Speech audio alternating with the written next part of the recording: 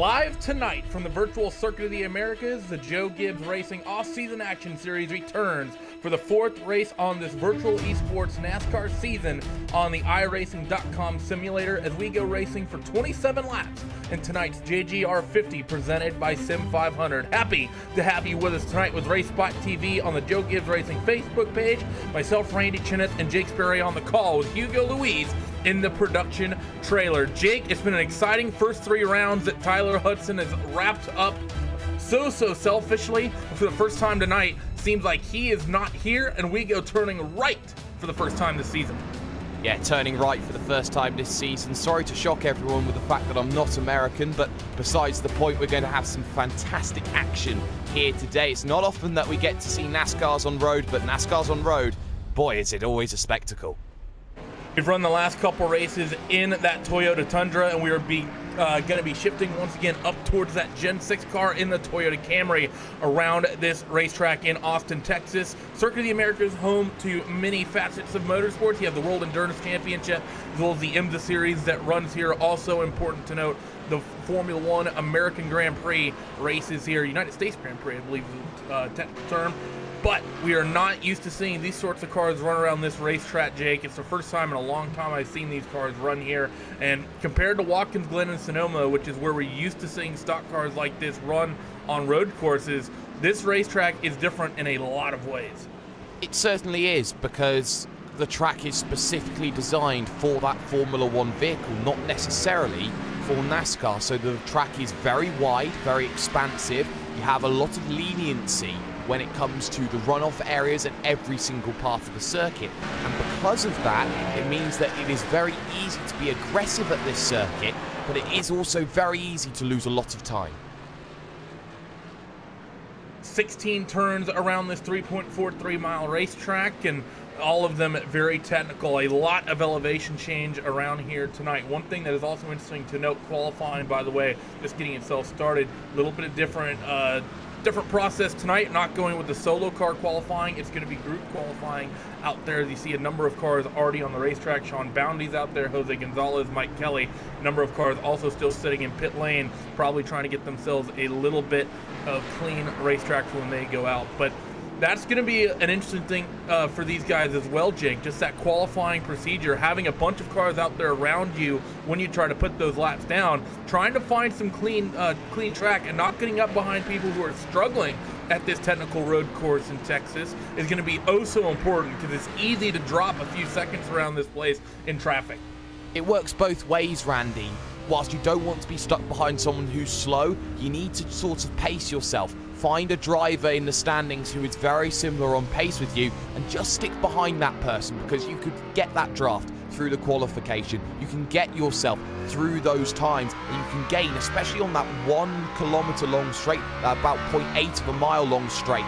You will find yourself a lot of time overall. You can gain anywhere upwards of 0.3 of a second to half a second if you are just stuck behind one person who is similar to you. It's also important to note, trying to get to watch someone who are maybe quicker than you, just sit in behind them, slot in behind them, and watch their lines. Right now, quickest driver in practice with Rhett McBride. He's currently out and exiting the S's for the first time up to the top of the hill, and he's about to come to that long 0.8 of a mile straightaway on this back straight here at Circuit of the Americas. You see it's going to be a very late braking maneuver down into this hairpin, but Jake, it's so important to get a good run. Do this hairpin, need to clip the apex, running out wide. Rhett, I think, a little bit too hot in, late to getting on that throttle, but now all 800 horses in that Toyota Camry are going to be unleashed, going to come up close to 190 miles an hour, and then if you're used to watching the F1 cars around this place, very early braking in these NASCAR machines, getting them slowed down from about 180 miles an hour all the way down to under 40 to make that left-hander at the end of the straight. And you can see Rhett McBride run very wide, missed the apex by at least 1.5 miles, you could argue, in some respects. Rhett McBride has to be careful, especially down on the brakes, that going from very fast speeds, which you are not used to when you get into these sorts of vehicles at these sorts of tracks. That's the only place you can really stretch your legs in this machine, and then to suddenly hit the brakes for one of the slowest parts of the circuit, that will catch a lot of drivers out today.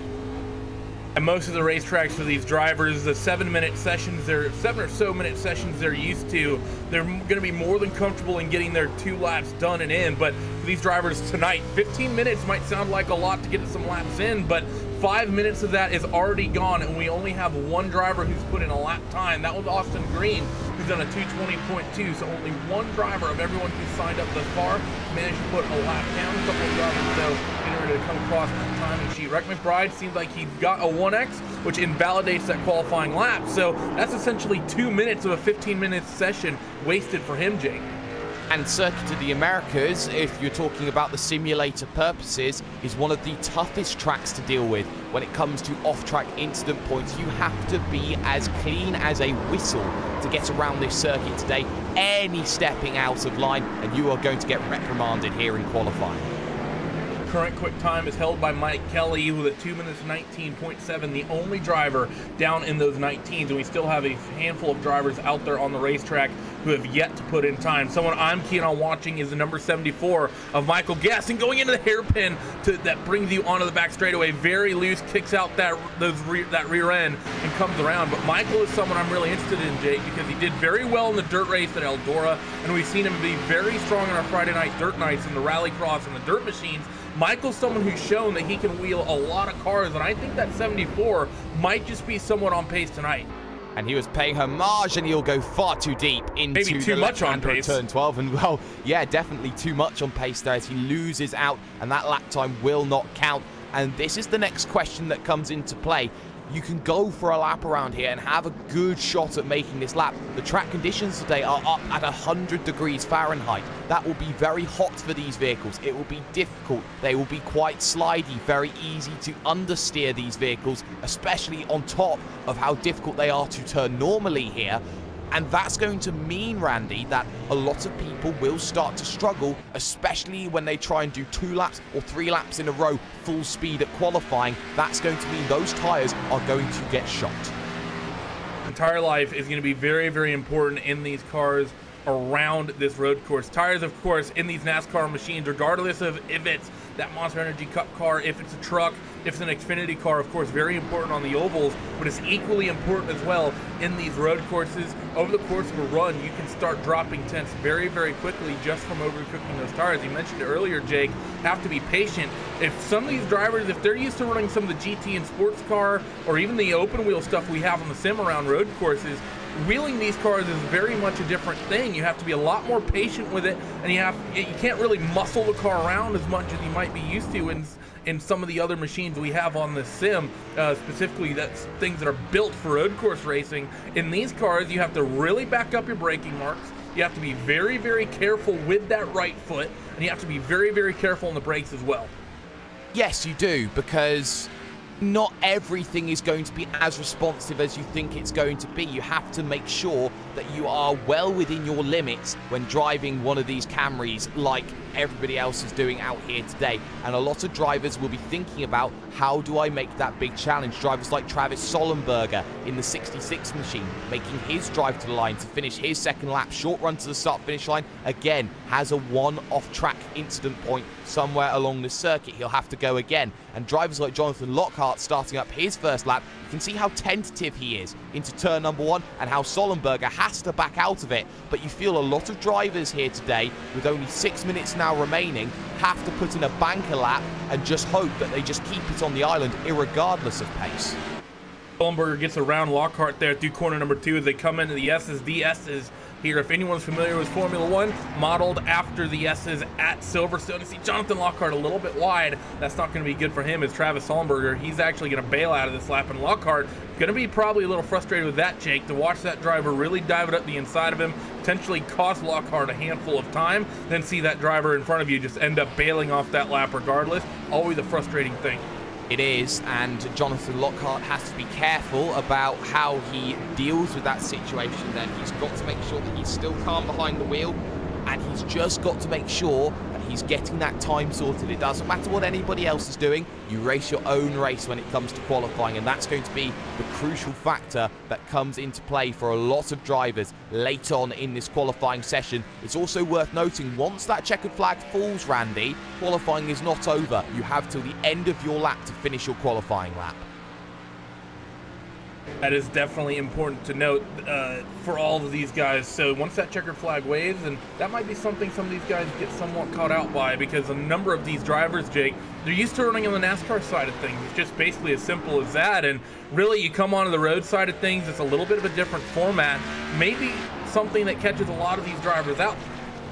Yes, I certainly think it will be something that catches these drivers out if you're not well prepared for what happens when you're in what we call open qualifying here on the sim, or rather to closed qualifying, what these drivers would normally experience in a traditional NASCAR race on iRacing.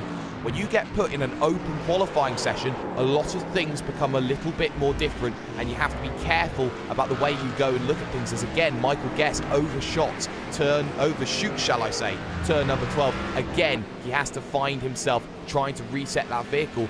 And now there's only 4 minutes left. Now, every time you're resetting that vehicle, you are in a lot of trouble. 78 machine of Rhett McBride, who was quickest in practice, is out on another lap. He's coming towards the end of the S's, getting the car over to the right through this little left-hander, and then a long uphill right-hander that's on camber and then off camber as it transitions into a left-hand flick, and then a short little straightaway to come down towards the hairpin. I'm still interested in what kind of speed this 78 machine can get out of that Toyota Camry, because he's the only driver to get down in the 18s in practice. Hard on the brakes for this hairpin at the end of the back straightaway. He misses the apex a little bit. He gets going to pick up the throttle now, and a little bit of oversteer, not good traction getting back onto this long back straightaway. This 78 machine still struggling out there despite his speed in practice. Yes, he is. So he's now got to make sure that he gets this nice run here down the back straight, hit the brakes, use maybe the start of the curbing as your marker. That may be the big key. The back trying to step out once and twice as he heads very neatly there through the left-hander of turn number 12, and then you're into the stadium section, the right of 13, which then links irrespectively into 14, this small little kink right, 15, this small kink left, and then you head into turn 16, 17 here, left and left again, before you head into the long triple right-hander at turn number 18. And you can see here this corner also modelled for Formula One fans for what is the Turkish circuit that was run back in the mid-2000s. I think most of these guys, they'll probably compare it, if anything, to the carousel at Watkins Glen, or maybe even Mid-Ohio if they feel like showing that they have a little bit of road towards racing knowledge. Rhett McBride, he comes into the final corner, has to get this apex sorted perfectly. He's a little wide, but not bad. Let's see if that 78 machine can put himself on top. Can he get down to the 218s? No, it's a 220.3, a slight improvement for him, but not that much overall, so he's not going to pick up any spots whatsoever on that lap. But into turn 1 once again, and he's going to have just enough time to run one more lap. And the thing right now, Jake, is that if you come across the line now, that is it. You are not going to be able to get another lap done and sorted. 2 minutes left on the clock. It's about 2.5 around this long circuit. Yes, it is, and 2 minutes 20, 2 minutes 30 for some to try and get around. When you cross the line now, this is your final lap, irrespective of what you think. So drivers like Michael Guest, who haven't set a lap time yet, they're on their last chance saloon moment. Chad Cole, another one of those drivers. And for Mike Kelly, who is leading qualifying at the moment in the 2 machine, he's got to be thinking, I'm pretty happy with my 219.7, half a second clear of anybody else. Yes, I'm ahead right now, but being there, it's going to be difficult, as Guest already has a 1x instant point. That is going to be day done then in qualifying for him. Yeah, he's not going to be happy with that. He joined the server late, didn't get any practice laps run, and he's really struggling out there, and it's showing. As Mike Kelly, he's going to see if he can improve. He's still out there, coming now down on towards this long back straightaway, and trying to get any little bit he can. It's probably, right now, pole position seems pretty much wrapped up for him, but I think just trying to get any practice he can done and in, Jake, because it's a long race tonight. 27 laps. We went to Eldora just a few days ago. It was only about a 40-minute race, and that was 125 laps. 27, we're going to be pushing that same time duration with quarter of the lap count. Exactly. This lap is an incredibly long one here at Circuit of the Americas. There's a reason why it was constructed for Formula One vehicles that can go at almost 200, if not 230 miles an hour. Today, a little bit slower in the respective speeds, but you can see what everyone is trying to make happen. Mike Kelly very comfortable through the stadium section and into the triple right-hander. He makes it look very easy here. These are incredibly difficult vehicles to try and wrangle yourself around, and he will be one of the last drivers heading towards those final times. Steve Gottschalk will be the final driver then to cross the line. He will have one more lap remaining as the timer will expire in 3 seconds, Randy. This has to be an improvement from Kelly to make himself even safer. Let's see if he has enough time on the clock, and he's going to push wide. So Steve Gottschalk, he's not going to be able to improve. And I'm not sure if Mike Kelly made it back to the stripe, but he seems to be keen on going for it. Hard on the brakes going up the hill, and that seems early for me. I don't think he's keen on making this a hot lap either. So that's qualifying done and sorted right now. I don't think we're going to get any new laps in, but there are still people that are going to be finishing laps this time through.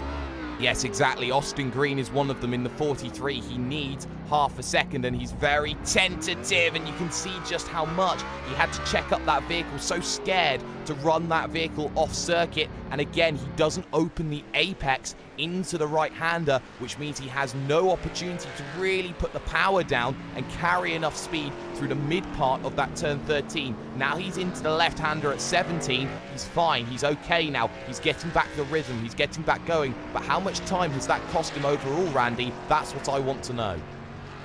That's really the big question as he works through this final sector of the racetrack. Coming off that long right-hander, it's all left from here. He leaves a little bit narrow on the entry of this first one, and he's a little wide at the apex as well, and all sorts of oversteer as he comes through the penultimate corner. That's going to cost him a lot of time in the 43, down to the final corner, and he's overshot the apex. He just threw away a lot of time in a very short span as he comes up to the final run, and that's a very, very slow lap from him, a 2:21.2. A couple other drivers still out there on the racetrack. James Sumke, he's out there coming through the final sector, but he's well off the pace. I don't think he's on a hot lap really much at all, but he is the slowest driver in qualifying with a 2:35.7, so maybe keen on maybe just improving any way he can. You also have Jonathan Lockhart.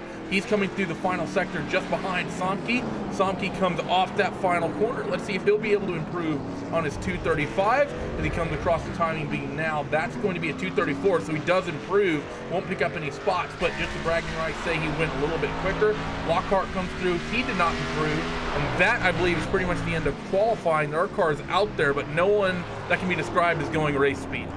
Yeah, everybody done in qualifying there, Randy, and you have to say, a lot of drivers struggling to get a lap time in. Chris Jabot, one of them. Michael Guest, another. Drivers that you'd expect to get up there. Joe Hudson, another one that you'd certainly expect to be putting those lap times in.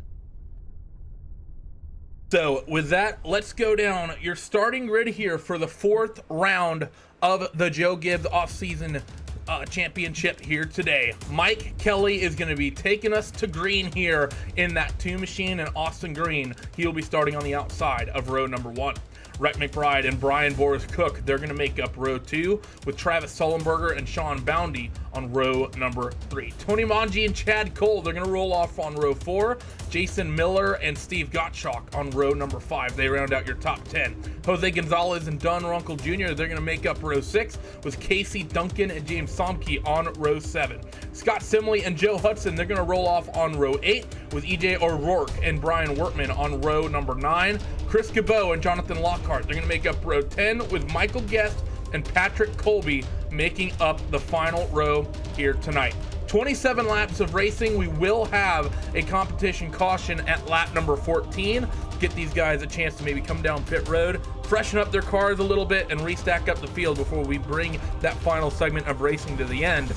And Jake, so many curveballs around this racetrack. This is going to be a hectic segment of racing tonight.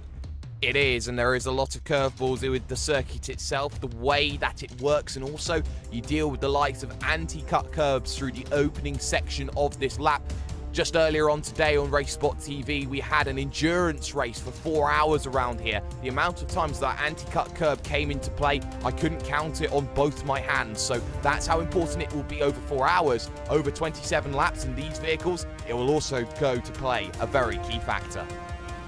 As always, one of the things to keep in mind of this championship is this series does pit real-world drivers against some average Joes. There are some notable names in this race, both in the average Joe department as well as the professional department. Always interesting to see how those guys can stack up against one another. And as always, here on the iRacing service, this racetrack, like all the ones we have on the sim, millimeter accurate, Jake, laser scanned. This is exactly how the Circuit of the Americas is in Austin, Texas. So if you go to watch an IMSA race, or if you go to watch a World Endurance Championship race, or if you go to watch anything that goes around this motorsports park, it's going to be exactly like this.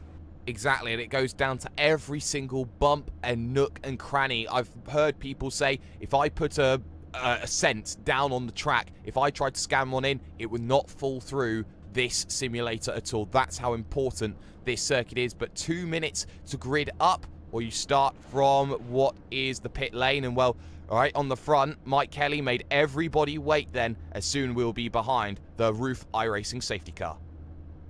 It will be a rolling start here behind that Roof iRacing safety car. Most of these drivers probably used to seeing the Mustang or the truck pace car, which we have for the dirt side of things, but on the road courses we use this Porsche looking thing. It is a Roof, and one of the unique things about the sim is the fact that you have different pace cars for the different types of racing. That rolled out in an update a while ago. But 27 laps of racing, 22 cars, 800 horsepower per car. Jake, who's your early prediction here as we're about to go green?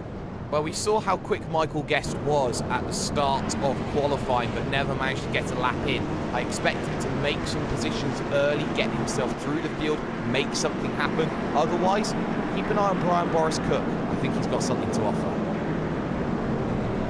So will the social media expert from Joe Gibbs Racing, rolling off from fourth on the grid, have anything for your race leaders tonight? Come through under that Bud Light Bridge and through this long right-hander at agonizingly slow speeds. But then again, the amount of grip these cars have, very little aerodynamics. They're going to be going not much faster than this under racing conditions. Thank you, everyone here, for joining us tonight on the Joe Gibbs Racing Facebook page, and for watching us here on RaceSpotTV as we bring you round number 4 of this championship. Tyler Hudson has won the first 3 races, but he is absent tonight, so we are guaranteed to get a new race winner in this one. Roof safety car goes to the safety of pit road, and the field will be in command of Mike Kelly as they come off the final corner. Waiting. That 2 machine not yet getting on the throttle pedal. There it goes, 800 horsepower unleashed. And we are green here at Circuit of the Americas down this long front straightaway, getting ready to climb up a couple stories into the braking zone at turn 1. Now, I just worry for everybody making through this one safely, and we're going to have a spinner in Turny Monji, and everyone's going to have to scatter around as the 17 gets a little bit caught up in the middle of the track. Aside from that, everybody fine, but that's what this uphill section does to circuits. It makes life very difficult on the brakes, very easy to lose that vehicle. But aside from that, everybody else managed to get through clean as a whistle, and Travis Sollenberger running slightly wide. Brian Boris Cook lost positions off the start. Fantastic avoiding action by everybody. No one getting into Tony Mongi there, so we're going to have all drivers continuing to run. Mike Kelly already stretching out a bit of an advantage over Rhett McBride, who's taken that second spot away from Austin Green. When they come off the S's, Rhett McBride very slow through that left-hander, and Austin Green's going to take that second spot back. Now, hard braking zone once again, second hairpin of the lap. This one a little bit more crucial than the first, as it sets up for that long back straightaway. And you can now expect, if you're close enough, Jake, this is where the slipstream really opens up. These cup cars really push a big hole through the air, and you can make up some speed if you're close to the back of the driver in front of you. Exactly, that's what the big key is. Likes of McBride and Sollenberger looking to try and make some moves. Also, Chad Cole on Jason K. Miller. That's going to be crucial between the 23 and, of course, the 82 machine just behind on the brakes. Everyone nice and neat at this section. No real worries, no real dramas in the early going. So I just see again Michael Guest running wide, as does Don Runkle Jr. You'll see the further back you go through this field, drivers wanting to use more of that circuit, try and gain an advantage by coming off using a wider line, carrying more speed to get the inside for the next section. That's going to be crucial. Sollenberger close. Development driver and son of David Green, Austin Green, still doing a good job after getting that second spot back. He's hounding the rear end of Mike Kelly. He's closed that gap down, considering he had to pass a car to get there. And as they come through this final sector, Austin looks a little bit more comfortable than Mike does. Now through the final corner, Austin closes up a lot on the brakes. Is that a mistake, or is he just quicker? I think he's just a little bit more confident in that section of the racetrack. We're going to come to the end of lap number 1 right here, right now. And Austin has done a fantastic job, Jake, this last half of a lap or so to reel in your pole sitter of Mike Kelly as they go in towards corner number 1 once again.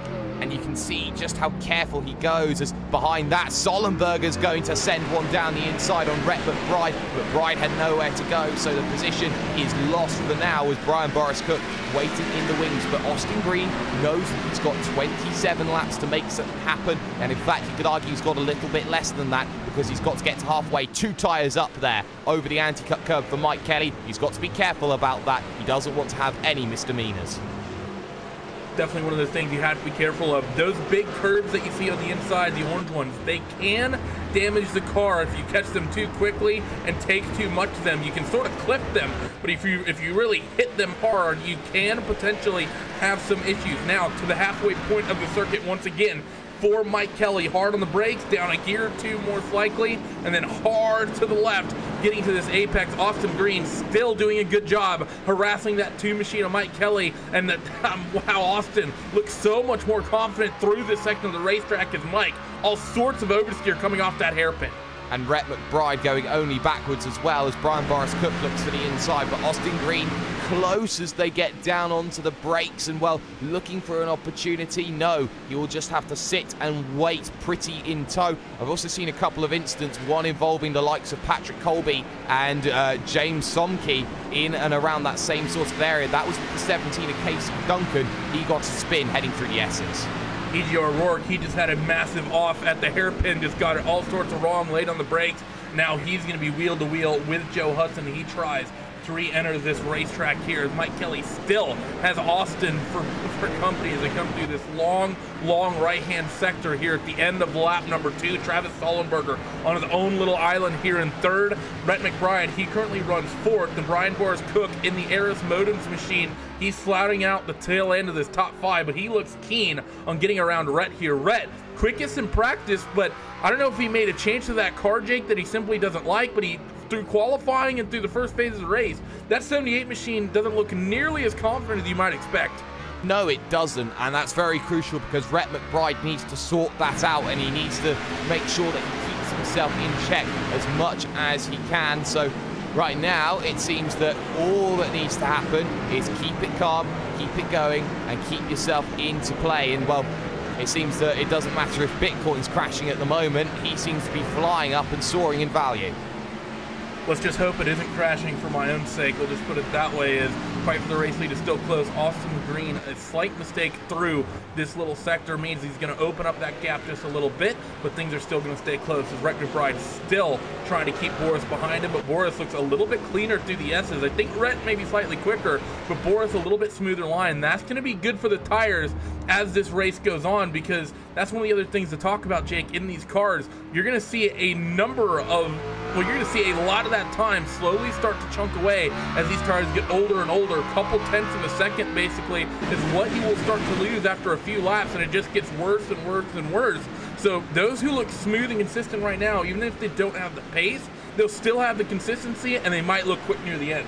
Yeah, and that is personified in the battle between Chad Cole and Jason K. Miller, because Chad Cole is the essence of being smooth and calm and no issues at all when he hits the brakes. The difference, though, for Jason K. Miller, he's very ragged. He's taking 2 or 3 attempts to get into a corner every single time, running wide because he's being too aggressive, and you're seeing that quite a bit here with the 23 machine, and as such, he drops back almost a second here in the space of half a lap.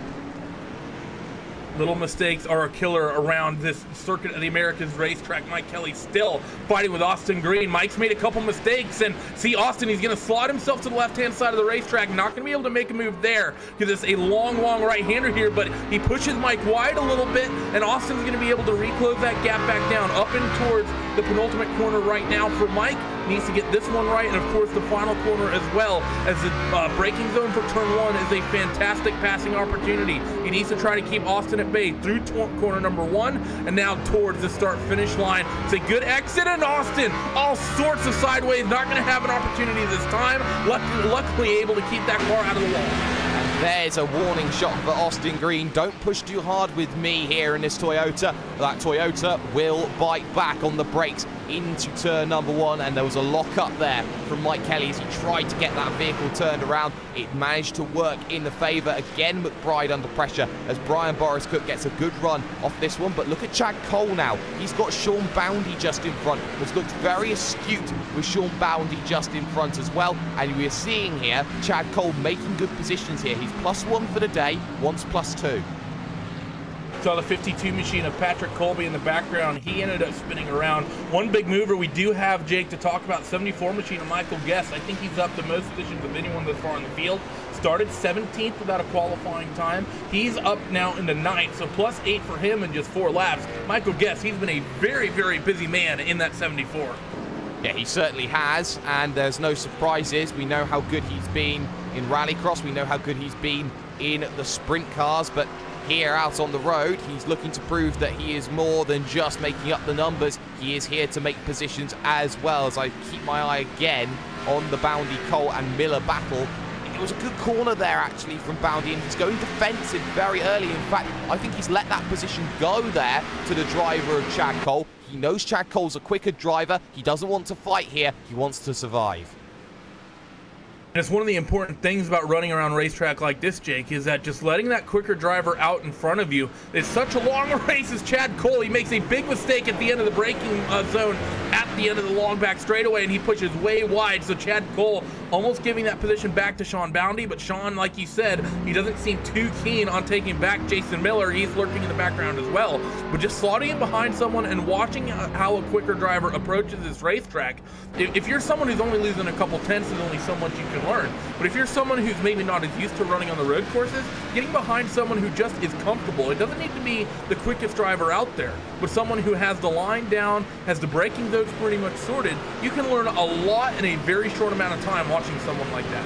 As long as you can follow someone, your life is made a lot easier because you see the way that they take a corner, you start to follow that same sort of line, you start to see their braking points, you start to run off of the driver in front of you as if you're almost being, you know, an imitation, a copycat of the driver in front, and that's very crucial going through. Great battle going back though, because we've got the likes of Patrick Colby, Steve Gottschalk now under pressure as Scott Simley looks to go to the outside to make the move at the triple right. Unable to make that happen, was not confident enough. And Casey Duncan, and oh dear, Simley, that was 3, 4, 5 attempts to save it, but it wasn't saved, it's a round.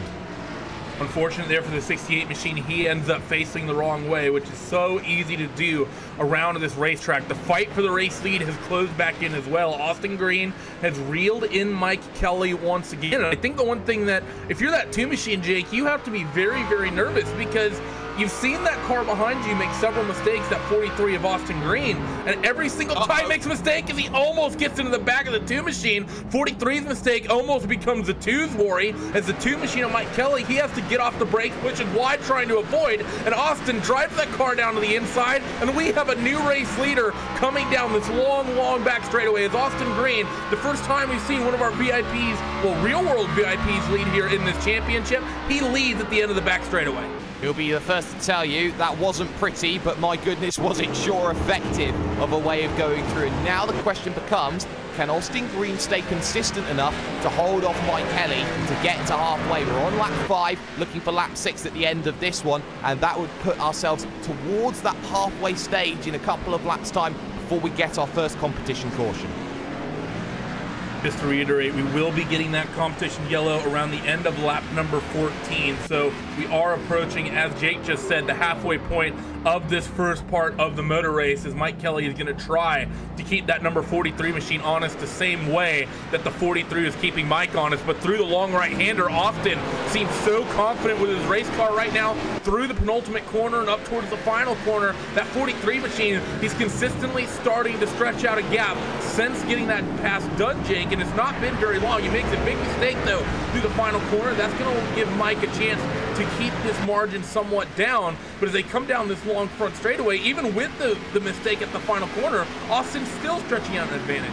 Exactly, it was a 2:23.6 for Mike Kelly, it was a 2:22.6 for Austin Green. The difference was a whole second on that last lap, and that proves to you that a lot of people looking at this will see just how quick the driver of Austin Green truly can be when he gets his foot down. Still McBride playing defense though from Brian Boris Cook in the battle for position number 4. This is one of the issues with the circuit though, at Circuit of the Americas. When you head through this first section, it's one track, and you saw how Rhett McBride was so much more aggressive, so much he was starting to fishtail a little bit as he headed into the S's, but because of that, he held it together and gained 4 tenths.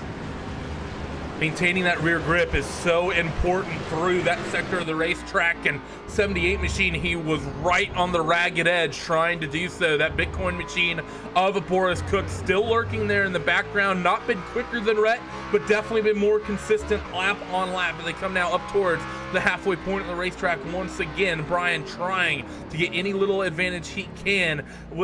Can he work the slipstream here as Rhett super wide at that hairpin as they come down the back straightaway? Boris, he's going to be enjoying this draft all the way down this nearly 1 mile straight. Exactly, and that's going to be crucial because the driver of Brian Boris Cook has had many looks here during this race to try and get a position, but it hasn't quite worked out in his favor just I'm sorry to interrupt you. Austin Green, he makes a mistake at the end of the back straightaway, so we have another change for your race lead as Mike Kelly, he's going to take that lead spot away. We've been talking about, Jake, that the 43 looks so comfortable, but just getting on the throttle, he's a little bit wide at the apex, and then trying to get on that throttle, the 43, all sorts of wheel spin, and he loses the race lead, but he is tucked right back under that rear spoiler of Mike Kelly already, so still a close battle between these two, neither of which seem confident in their race cars. Meanwhile, Travis Sullenberger, who's been sort of smoothly just logging laps, lurking there, and he's been reeling these two in for the race lead.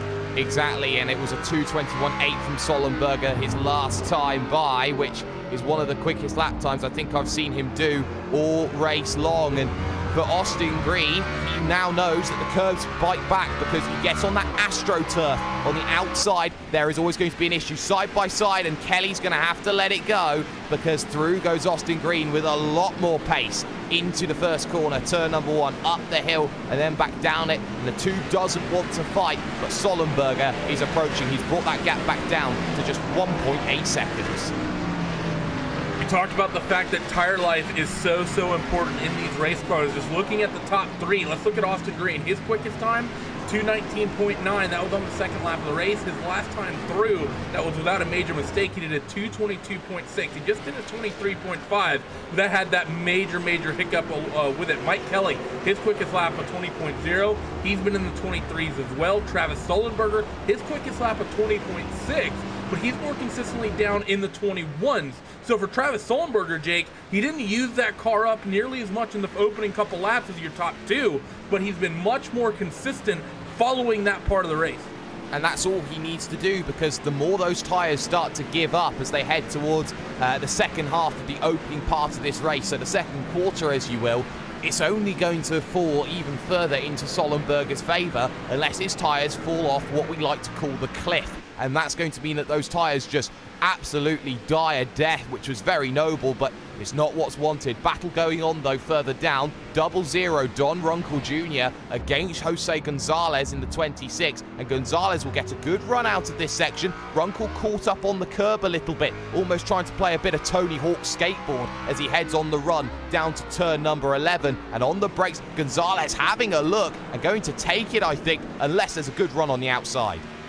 Don Runkle Jr. may have hit the 50-50, but Jose Gonzalez's special bar was full as they now come down this long back straightaway. I think he may have missed the shift, did Don Runkle Jr., because it's not a good run onto this back straightaway, and that's going to bring Tony Mongi into the fold, working the outside of that number 92 machine. Not where you generally want to get it done, but the momentum so much in his favor. That's going to drop that number 00 machine of Don Runkle Jr., down 2 spots in just this single half of the lap.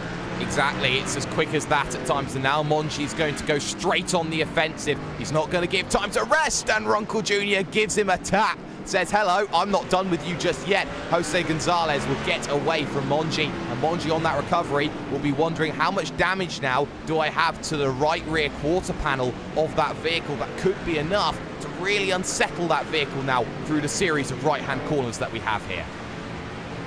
Mike Kelly's continuing to lead the way here as they work through this second part, or excuse me, second corner on the racetrack and up towards these very, very technical S's once again, pushing around 80 or so miles an hour. Let's see, Austin trying so hard, but he's a little bit wide through this right-hander. They've done a good job the last couple laps, Jake, of managing that gap behind of Travis Sullenberger, but it was very slow laps for all of them last time through. Mike and Austin both down in the 24s. Actually, excuse me, Mike in a 23, Austin a 24, and Sullenberger, he almost clicked off a 2-minute 25. So I think everyone out there on the racetrack right now sort of hitting a phase where the tires are sort of just gone, and they're really, really struggling out there in these race cars. Sullenberger, big wiggle through that left-hand downhill kink. Yes, and a big trouble for Sullenberger as he just gathers it back up then at the apex and makes sure that he gets himself going. Rhett McBride behind takes the uber wide line, as it would be, but this is the thing. Austin Green knows in second position that he just needs to beat the one man in front of him of Mike Kelly. He knows he can't win this race outright from here, but what he can do is apply the pressure so Mike Kelly can lose this race. There is traffic in front. Jonathan Lockhart will need to get out of the way 2 minutes 11 down when he last crossed the line. You can see he goes incredibly wide and hopefully won't rejoin back on circuit. Wise man gets out of the way. Wise man indeed, going to take that car to the wide left line. There is a couple of lap cars in this sort of section of the racetrack. Joe Hudson's a little bit further along the field, along the track, but still a handful of drivers that are really, really struggling out there today. And it's not really just, I think, damage is their issue right now. It's just maybe not a group of guys, or maybe a group of guys maybe haven't done so much road course racing. It's always the sort of thing you're likely to see when we have these sorts of events, but it's always good to see people out there trying to learn, trying to get better. Mike Kelly, though, still fighting with Austin Green, is very, very close. Is Austin on this final section of the racetrack, closes up beautifully on the brakes, down onto the final corner. We saw Austin have a big wiggle here a few laps ago, a little bit more calm, cool, and collected this time. Cross start finish, and now up towards that uphill braking zone in corner number 1. Will Austin throw an aggressive move? No. Few car lengths too far back, but still he's doing a good job keeping that 2 machine honest, and Sullenberger's still managing the gap. He was the quickest of these 3 last time through. Exactly, he did a 2:22.221. Compare that to the 22.5 of Green and the 22.8 of Kelly. He is closing in at a rate of knots. Tell you who the man on the move truly is, though, here at the moment, Randy. It's Chad Cole, because he's found the back now of Rhett McBride and Brian Boris Cook. He's only 2 seconds off of them too, and he's only 8 seconds off of the lead. When this field bunches up, watch out for Chad Cole starting to get back into this race. He's about 0.3 of a second quicker than Brian Boris Cook last time through, and a further 1/10 quicker than Rhett McBride. So Chad Cole definitely has found a bit of speed here in this phase of the motor race, and we are approaching that point where we're going to start talking about that competition. Oh, there's a bump. What'd you see? That was a shot to the back there from Austin Green. He had a look at Mike Kelly on the brakes, gave him a little bit of a shot, but Kelly took that with full force and went, you know what, I'm going to run with it. So a little bit of a bump, and Mike's going to run with it. So Austin maybe not going to be happy to see that gap open up, but going to be happy to manage that damage to keep it as much momentum as he can. Chad Cole doing everything he can still to reel in Boris. But we're going to have to start talking, Jake, about these drivers running their way to the lap number 14 point, because once we get this competition talking, that's going to give these drivers a chance to come on towards pit road. So it's one of those things where you want to take care of the tires. You're not going to have to take care of them so much like you would at, say, a Watkins Glen or a Sonoma, where you're probably going to do a 30 or 40 lap run on those Goodyears. Here, it's only a 14-lap sprint, so while you don't want to push them too hard, you can still take them to the ragged edge from what you might be used to doing at one of these road courses. Exactly, you need to make sure that conservation is going to be the key, and Rhett McBride in the battle for positions 4 and 5 out on circuit with Brian Boris Cook behind knows that he's got to be careful about that. We also saw Tony Monchi making light work of the driver Jose Gonzalez, and Don Runkle Jr. has just done exactly the same, who runs a little bit wide in the 00 at turn 12. No harm, no foul. He holds on to it, and that was for position number 11 out on circuit. One more, and he's in with a fabled top 10. Rhett McBride makes a mistake through the final corner. I think this might give Boris an opportunity. No, he's going to lift well out of it. Or did the 78 machine, he pushed way deep into the braking zone. Rhett McBride, big mistake up at the top of the hill. That's going to give both Boris and that 82 machine of Chad Cole an opportunity to take that spot away. Chad, he's going to slot now into the top 5, and Brian Boris Cook, he's going to say, thank you, I will take that 4th spot away. Now he just have to look in the mirrors, look out that windshield, and be perfect for these last handful of laps before we get that comp yellow. Well, I didn't know how close Austin, Texas was to Tokyo in Japan, but Rhett McBride showing there's similarities between the two at that situation. But a very, very dangerous point there to be made is the fact that that was brilliant driving from Brian Boris Cook. He knew he couldn't make the move, but he forced the driver into the mistake, and that is great because racing is not about who's the quickest. You have human element as well. It's always an important thing to keep in mind. Managing mistakes, so important. Through this hairpin for the 10th time now tonight. Boris, very, very good. Gets a fantastic jump. Both Chad and Rhett really struggling through that hairpin, Jake, and this is going to give that 63 machine, he's going to open up a huge margin over Chad Cole right here. If there's any stress coming from those two drivers behind, Boris in one corner just relinquished so much stress off of himself. Now hard on the braking zone. You're going to see that car behind close up a little bit. Boris maybe not as confident on the brakes, but he's still opening a several car length advantage that he didn't have just a few moments ago. It makes you wonder for how long he spent behind Rhett McBride, just how quick Brian Boris Cook truly is in this event, because if he's had all this in the tank and he hasn't been able to get past, that's very good notice for the driver of Rhett McBride that he can defend incredibly well. And McBride right now, I think, starting to push a little bit too hard to keep with the likes of Cole and also the likes of Brian Boris Cook, because of the fact that he's pushing wide now at almost every corner I've seen him, as joining back onto the circuit is Joe Hudson, who gets out of the way very nicely. So Joe, another one of those drivers that we've mentioned a couple times having some issues out there tonight, and he ever so politely gets out of the way for the quicker drivers to cycle through. Meanwhile, out in front, just watching this lead fight, Jake, last couple laps, Mike Kelly, he's done a good job to open the margin up to Austin Green. It's been a slow couple laps for that number 43 machine, full half a second slower that last time through. So Mike, for the first time tonight, really getting a nice little gap over that driver in that second spot. Exactly, and you wonder here whether Austin Green, trying to be that aggressor, has used up too much of his tyres heading towards the later stage. It doesn't mean too much at this stage in terms of the overall race result, but track position, when you come to that second half of the race, I'd take starting second over starting 16th any day. Yeah, I think you're not going to be the only one who's really going to think like that, Jake. And drivers still cycling themselves through here. The close fight is still between Brian Boris Cook and the Chad Cole here for the tail end of your top 5. Chad still just lurking. Hear the Jaws theme if you listen carefully, because he has been really preying on the 63 of Brian Boris Cook. That said, Boris 23, I mean, they both basically did identical lap times that last time through, so Boris has done a good job the last number of laps, really maintaining that margin to Chad Cole behind. But that said, Chad, very good through the hairpin that time through.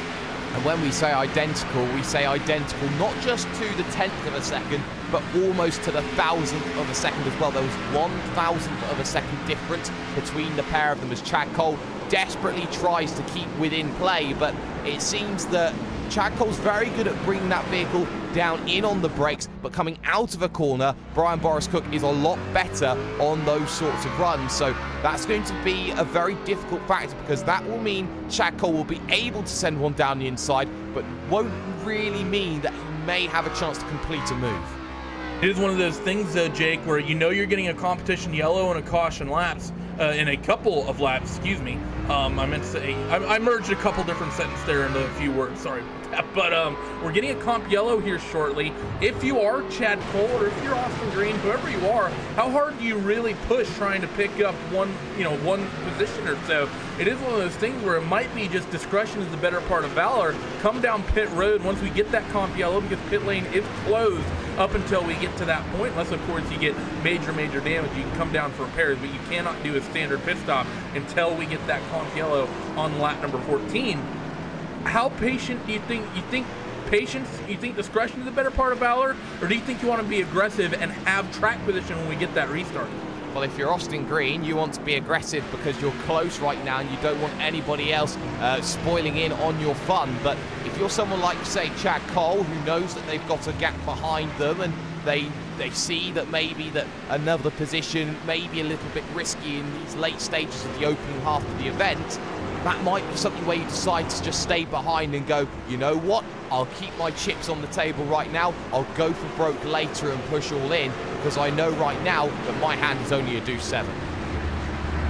Yeah, never want to have the 7 deuce unless you're trying to tilt Phil Hellmuth as they work themselves now up and over the top of the S's. Do your race leader, the Mike Kelly and Austin Green, down now towards this final sector of the race, or the final half of the first half of the racetrack. In Austin, all sorts of sideways coming off the S's, but he's aggressive at the hairpin. Mike, I think, just way too early on the brakes. He's super slow through that sector, and I think that caught Austin a little bit off guard because he closed up a huge amount of time, Jake, and that basically opened up on the tail end of the hairpin. But Austin, he has a good run working that draft, and not going to be close enough, I don't think, to make an opportunity here.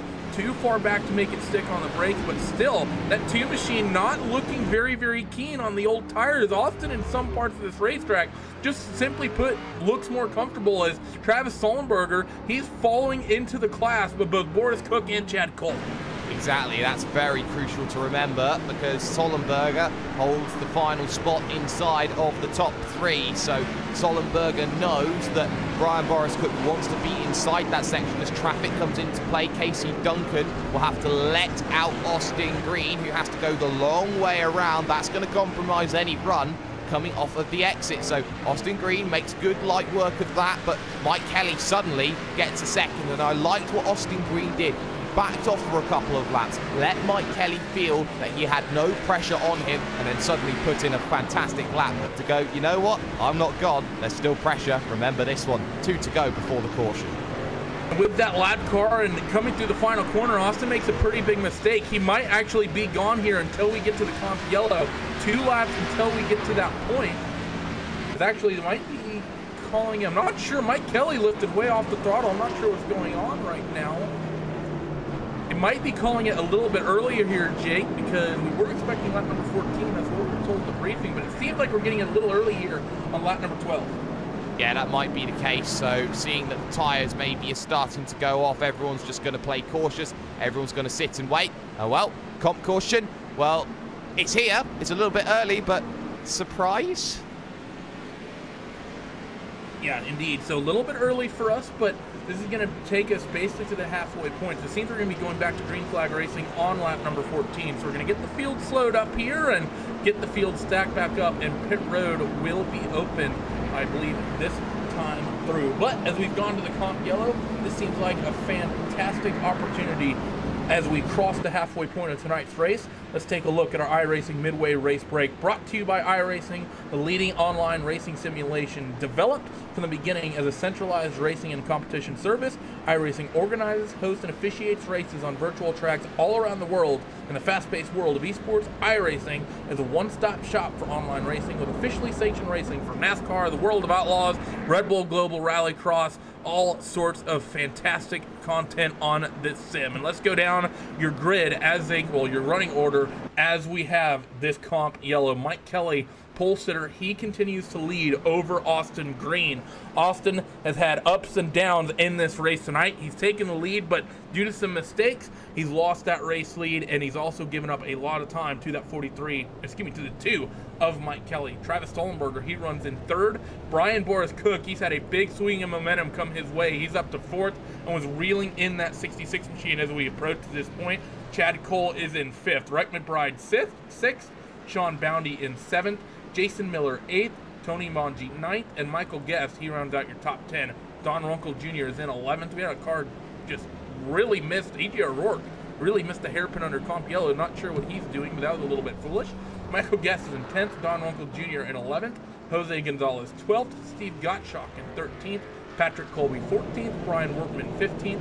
James Somke in 16th. Chris Cabot 17th. Scott Simley 18th. Casey Duncan, Jonathan Lockhart, Joe Hudson, and EJ, who just saw plow the wall. He rounds out the field here as getting everyone slowed up and still trying to get everyone caught up to the back of the field here on this back straightaway, Jake. And that just shows you just how much differentiation we had overall. You talk about the times, the difference was 2 minutes 10 seconds to the guy who was in 16th position in comparison to where someone was, and we'd only raced for about half an hour by that point. So that shows you just how much of time that drivers have to try and make back up. It's You know, you're talking about 2 minutes in some stages. You take someone like Scott Simley here, he's got to race all the way to the back, and these drivers, they can go as slow as they like, yes, but they've only got 2 laps of a competition caution. They've got to rush to get to the back of this train. Yeah, I mean, right now, Mike Kelly, he's coming through, your race leader, the long right-hand section. Actually, it's in the infield section coming up to the left-hander. Excuse me, Casey Duncan, he's still exiting the S's, so it's still a big margin. You're still going to have enough time, though, I think, once you factor in the pit stops. And, you know, 2 laps of running like this should be no issue for everyone to eventually catch up to the back end of the field. But you're absolutely right. It's one of those things where even though it's under yellow, if you're someone like Casey or Scott Simley, it is go, go, go, go, go right now. Have to get to the field. You don't want to be that driver who's coming through the final sector of the racetrack where everyone else is working their S's once we go back to green flag racing in a few laps.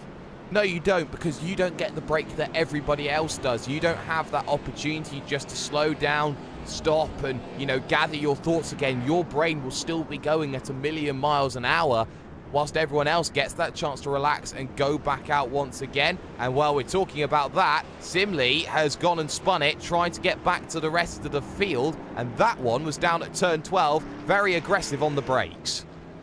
That it was, as pit road is going to be open right here. Right now, we can expect the entire field to come down and take 4 tires and probably a little bit of fuel in these Cup cars, and from then on, they should be all right. Lap times, just because we've been talking about how important tire life is, quickest lap from race leader Mike Kelly, lap number 2, a 2:20 flat.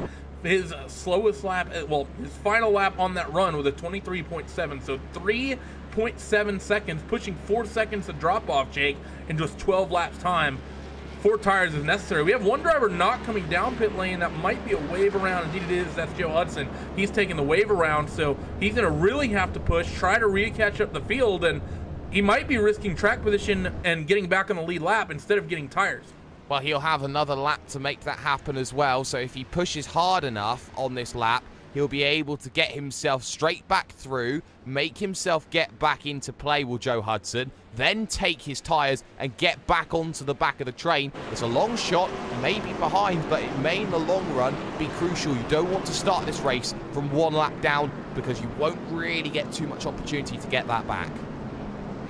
Steve Gottschalk, he's going to actually come off pit road first, but that number 91 machine, Jake, he did not hit his pit box. A little bit of a mistake from that 91 machine. That's going to cost him a lot of ground in terms of when he does come down pit road this next time through. Even though he'll have a clean pit road, he will be basically the last car starting once we go back to green flag racing. That's one of the things that we've still been seeing in a recent update for these NASCAR machines. They have the animated pit crews, and you lose the lollipop man that used to be standing in pit road. That is gone, and the margins for hitting your pit box and the sim essentially accepting the fact that you're correctly in the box is a lot tighter as well. Pit road mistakes like that have become much more common in the last month or so since we've hit that update. I don't think Gottschalk's slowing down here, Randy, and if he's not slowing down and if he's careful enough, he'll be able to get back to pit road, take his stop and get back out straight away again. So that would be massive for Gottschalk if he goes through. I wonder if the stewards will have a word with him. I think the stewards won't let that happen. That would be a pretty flagrant abuse of what we have right here. So hopefully the race stewards are watching that. We do have a live in-race admin, so hopefully they're seeing that, because you're right. Mike Kelly is currently leading, and Steve, he is scored on the same lap. So if he were to come down pit lane, and I don't know, it'd be a little bit naughty, wouldn't it, if he managed to somehow take the lead like that? It would, and I'm not sure how much I would like that afterwards, because I'm probably one of the biggest advocates of a good, clean fighting. You'd know that as well as I would here, Randy. But, you know, you see someone like Gottschalk, yes, it works in some senses. We have a virtual safety car, as you call it, but Gottschalk right now, he's looking to try and find that lane once again. So these drivers now working themselves down this long back straightaway. Field's pretty much gotten itself sorted here. A couple drivers have yet to hit the pit lane, and some drivers still struggling to get all the way around. Joe Hudson, I don't think Joe's going to opt to come down pit lane. He wants that track position, and considering his gap to the rest of the field, I think that's a good call, because everyone is about to be at the, well, everyone is at the end of this long back straightaway. So for Joe Hudson, it's a little bit difficult for him trying to reel that gap in. It is, and he won't have long to bring that gap back in as well. That's crucial. And that's going to be the point of contention that a lot of people are going to be having. You've got to get yourself down on that lane. You've got to make sure that you get back to the field. No one else is going to stop and wait for you. You've got to get on this and go time. And get on this and go time is going to be here in just a moment. As that two machine to Mike Kelly is going to be bringing us to green here in just about a minute's time. And Jake, we've seen this first half of the race come through. Drivers ebb and flow with this one. Who's your call for who's going to end up bringing that home this one once we get the second half of the race going? If he gets an opportunity, Sollenberger, I think the 66 has a great opportunity to make something happen, and hopefully we will see Sollenberger really look to start trying to force an issue in the second half of this race. So, Mr. Jake Sperry, he has his eye on that third place runner of Travis Sollenberger. I think Mr. Boris Cook running in that fifth spot, I think he might just have an opportunity to make something happen. Gottschalk is in the pit lane and he is waiting, so that's a good call by him. He's going to wait for the field to cycle his way through before he ends up taking any advantage. But your race leader of Mike Kelly, he's going to come off this final corner, and I'm going to take you through a little bit of a lap guide as we get these cars back under green flag conditions. 800 horsepower unleashed once again as these cars go up and through the gears here at Circuit of the Americas, up towards corner number 1, climb a couple stories hard on the brakes and down a couple gears before the nearly 180-degree left-hander at turn 1, one of the best passing opportunities on the racetrack. Back down the hill and through the right-hand sweeper at turn 2. Very, very difficult and very slippery section of the racetrack. Now, up towards the S's, you might grab a gear before you get here, but the 2 of Mike Kelly doesn't.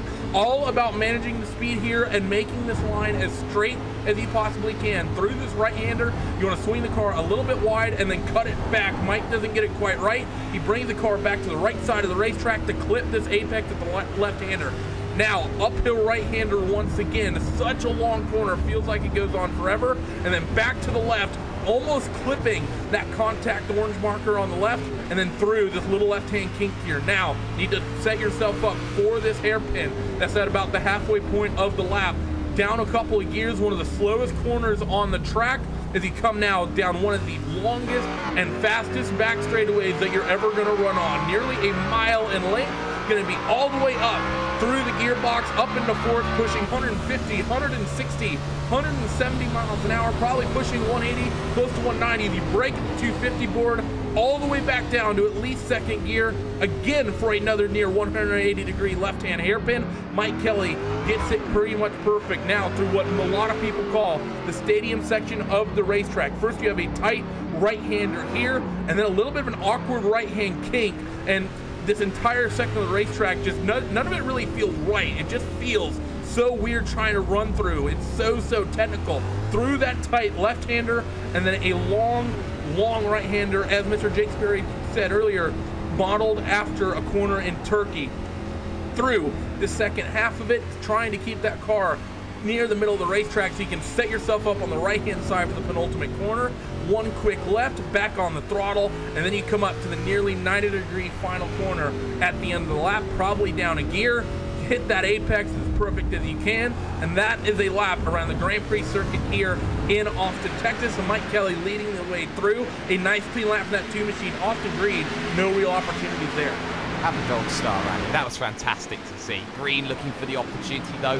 Not going to get that chance into turn number 1. Not going to have it down the inside. And I saw on that lap, Sollenberger tried to force an issue down at the hairpin. Didn't quite work in his favour. As such, he struggled through that second half of the lap, trying to make things happen. Tony Mongi, though, man on the move. He's through on Sean Boundy. And suddenly enough, Tony Mongi is back where he started in 7th position. He's likely going to be a little bit happy with that because he's had a couple mistakes with that one, but still, he was a little bit further up the order, and you know he'd like to be there. As Austin Green still hounding the back of race leader of Mike Kelly. Travis Sollenberger, he's still lurking in that third spot. He's not lost as much ground, Jake, as we saw in that opening first half of the race. That's actually one thing interesting. These top 2 of Austin and Mike, at the start of the race, they had a big margin over the rest of the field relatively quickly. This time, though, Travis, Brian, Chad, Rhett, they're all keeping those drivers out in front a lot more honest than they did on that first half of the race.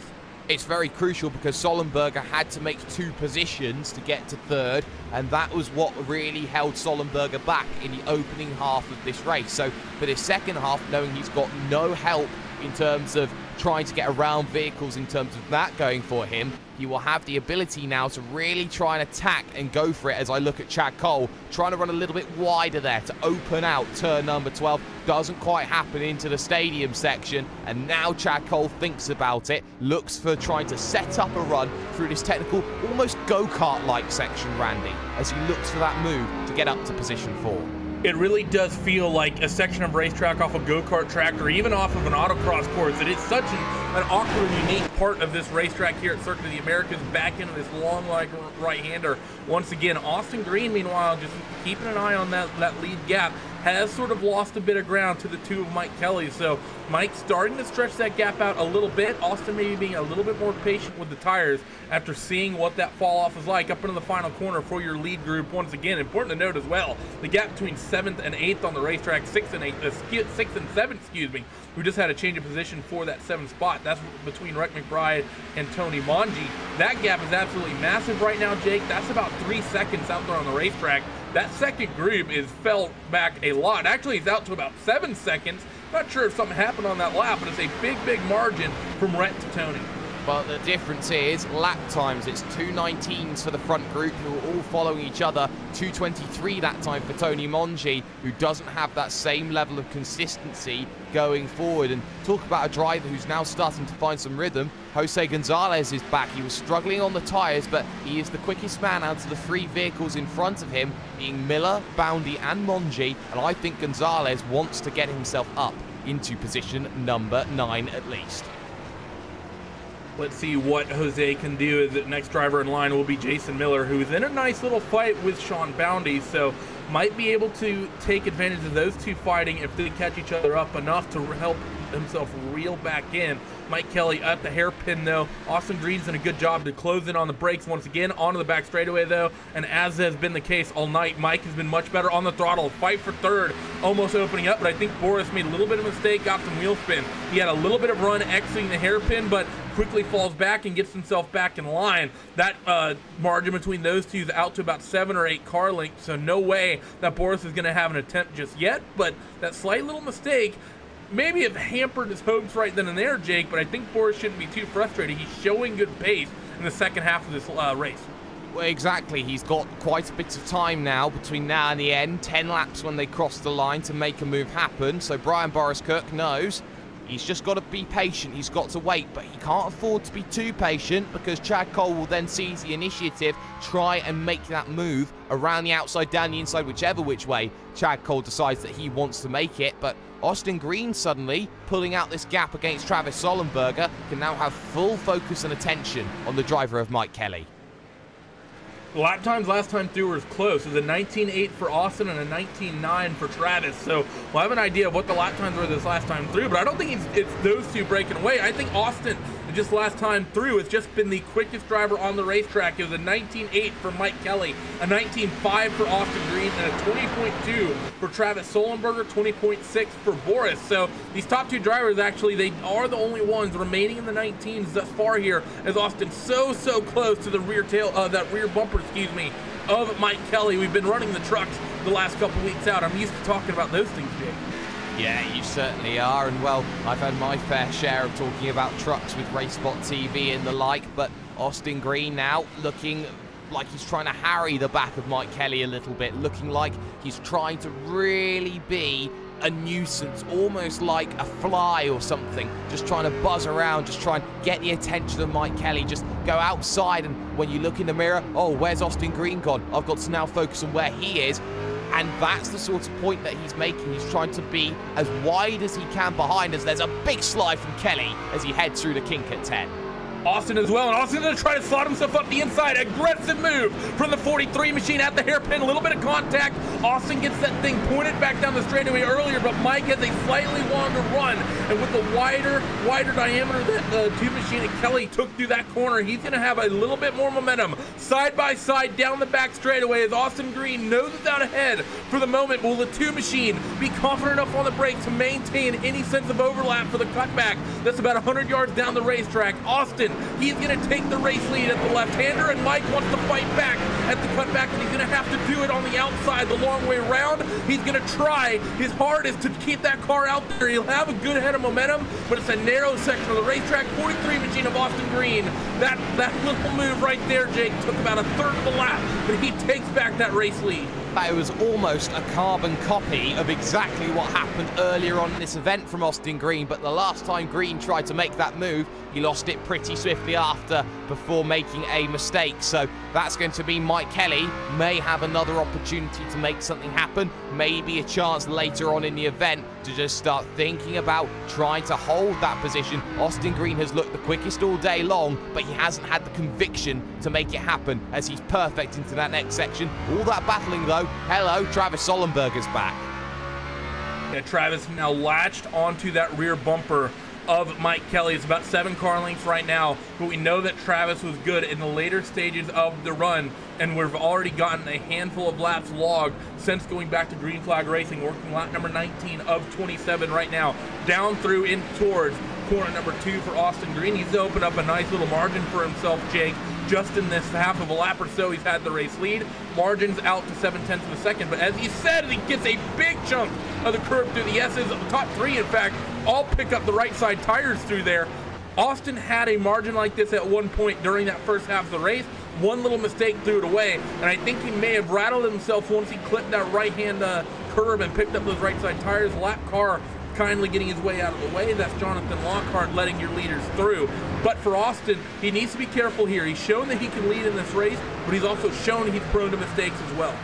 Yes, and he's got to be careful because the more that you run over those anti-cut curves, the more that suspension is going to be a little bit more rattled and a little bit less safe and secure. So got to be careful about that. Good run though from the driver of Mike Kelly off of the corner. Completely broke Sollenberger, but not running the draft, which is crucial. You have to do at a circuit like this. So unable to really make that move happen just yet. And well, you look at the likes of Boris, Cook and Cole.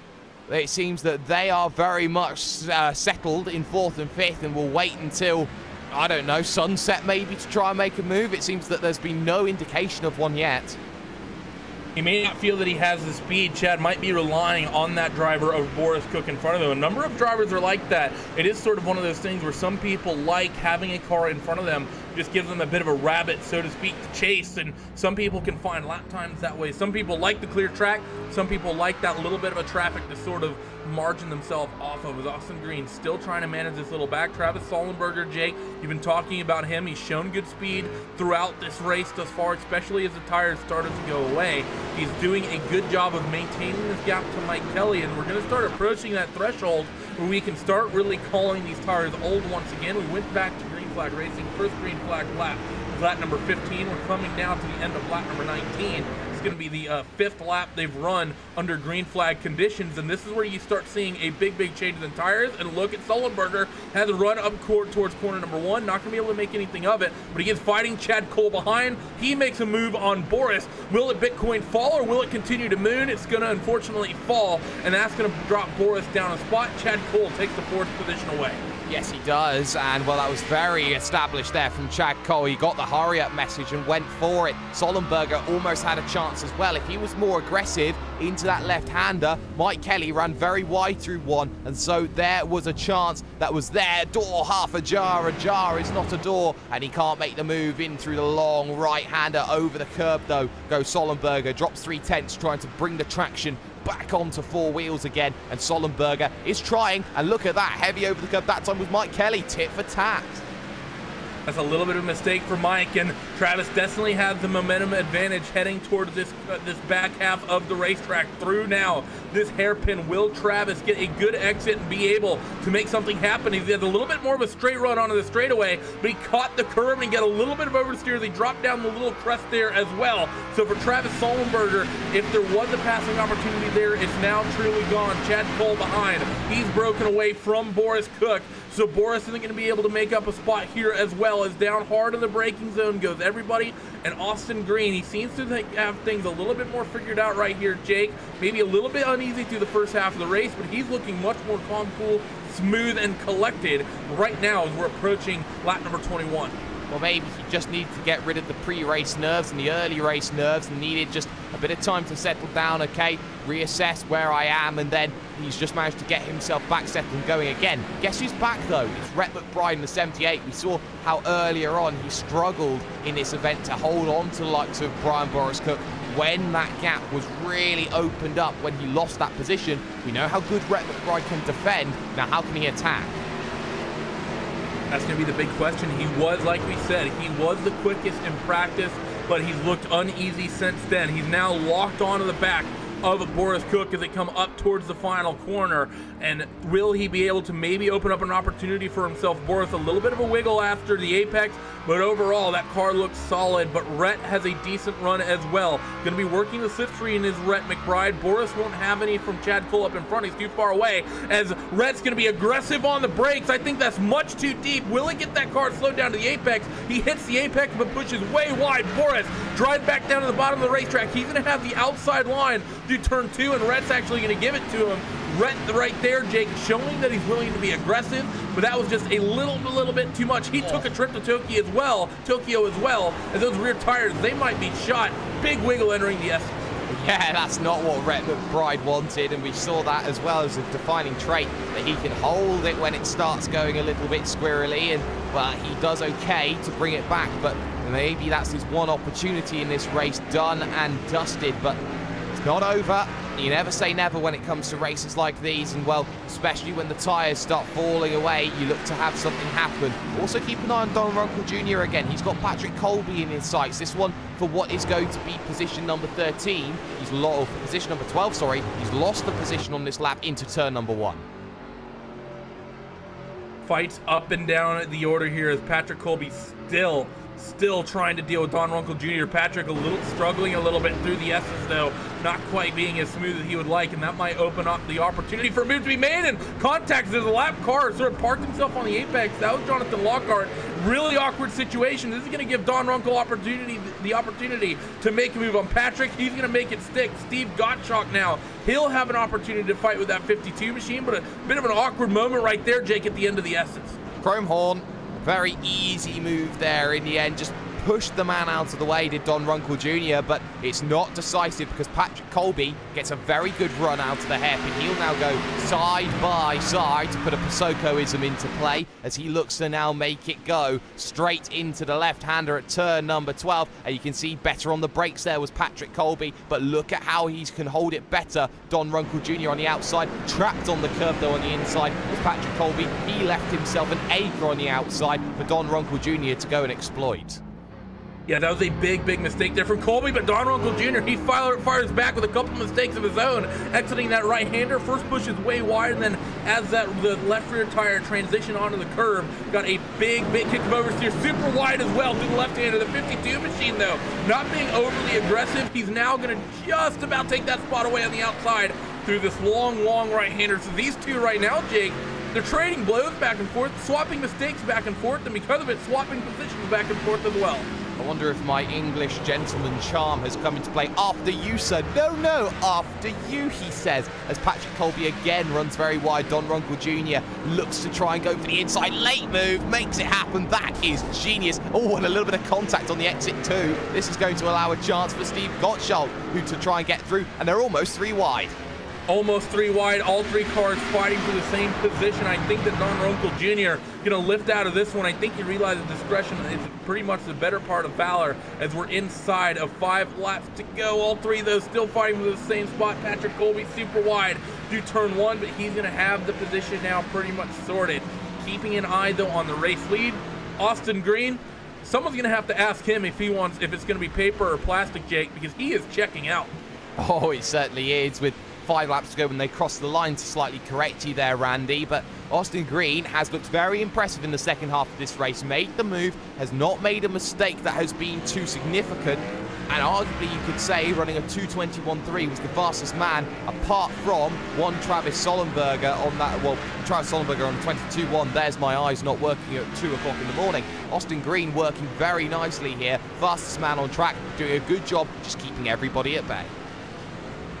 That he is, but we still have to question how good are the tires going to be on that 43 machine. We know the drop off as you get more and more and deeper into the run is quite a lot. So will Austin Green have any issues with those Goodyears, or will they be all sorted? Chad Cole, he's still just calmly and coolly running about a second ahead of Boris Cook, who's still fighting with Rick McBride. Those three, Jake, been pretty close to one another. Sullenberger sort of been on his own island all race.